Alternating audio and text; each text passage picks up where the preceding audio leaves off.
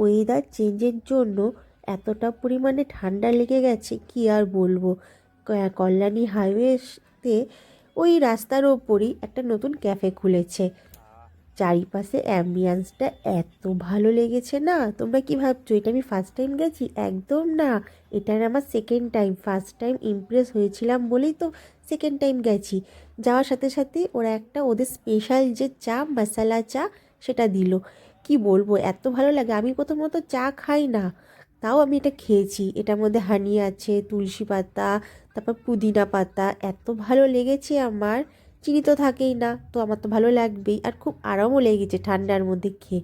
তারপরেই চলে এসেছে ওদের স্পেশাল এই স্যান্ডউইচ। এটার মধ্যে ডিমও ছিল, মেয়োনিজ শসা দিয়ে বেশ ভালোই হয়েছে।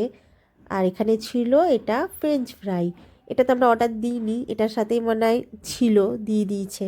তো আগেই ফ্রেঞ্চ ফ্রাইটা খাওয়া শুরু করলাম, আর সস দিয়ে, আর এখানে মেয়োনিজ দিয়েছে। দারুণ লাগলো। তোমরা বলো তো তোমাদের কেমন লাগলো চারিপাশের অ্যাম্বিয়েন্সটা? আমার তো খুব ভালো লেগেছে।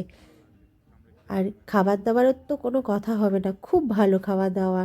আর ওদের বিহেভিয়ারটা কি বলবো, অসাধারণ। তাই তো আমি সেকেন্ড টাইম গেছি। চারিপাশে এত ভালো অ্যাম্বিয়েন্স, তারপর ওদের ব্যবহার।